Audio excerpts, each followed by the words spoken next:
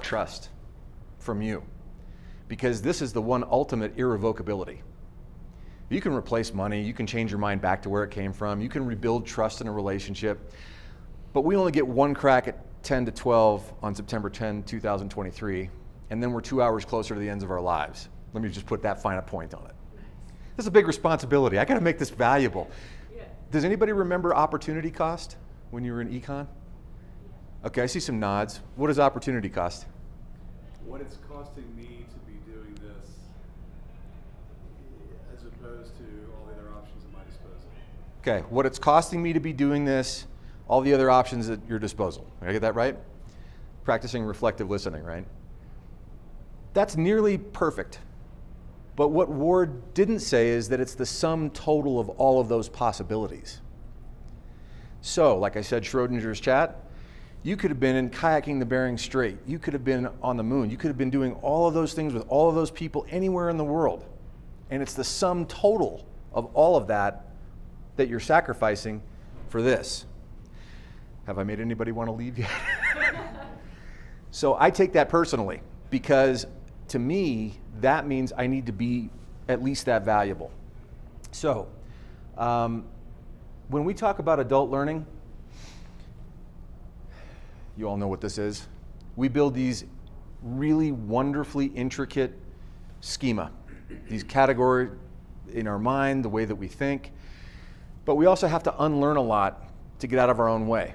Kids don't have this problem. Everybody has a 5-year-old in their lives somewhere. And what do 5-year-olds do? Ask questions.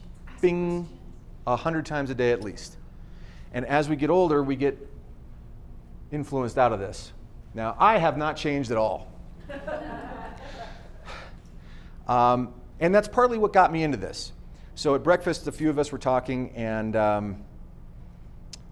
I was teaching at UCLA. I was running a management consulting firm, pretty happy doing those things. And a friend of mine wanted to start a nonprofit. And the nonprofit was teaching middle school and high school students about the environment by having them go out and clean it. So Bologna Creek and Marina del Rey, the trails in the Angeles Crest National Forest, and he brought me as, academic window dressing to these meetings. Well, one of the principals said, "You researchers are adorable because you have no idea what happens on school grounds the days that we don't give tours."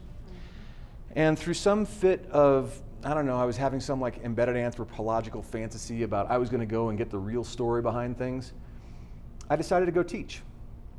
And what I found did not match my impressions. Now, I'm going to touch on a lot of things today, and this is open.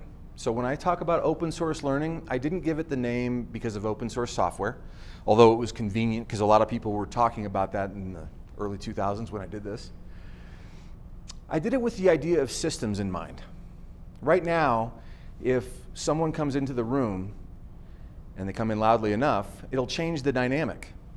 It may even change the conversation. It'll definitely make us feel observed in a different way.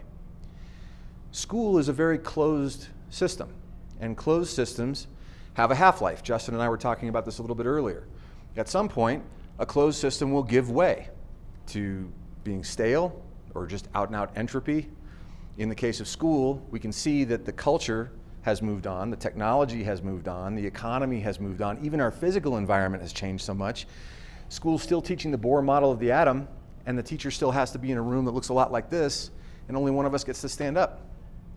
So when I say open, yes, perfect. I'm sorry, but in what sense does that mean school has moved on? It seems to me that they have remained static.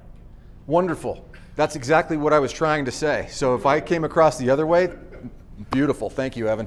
No, I'm saying that school is a closed system that has stayed the same, and we'll talk more about that in a few minutes. But our learning environments, by necessity at this point, function best when they're open. And just now was a perfect example, so thank you. I brought that up because when I put this slide on, it reminded me of cognitive dissonance and Leon Fessinger's work around that in the 50s and 60s.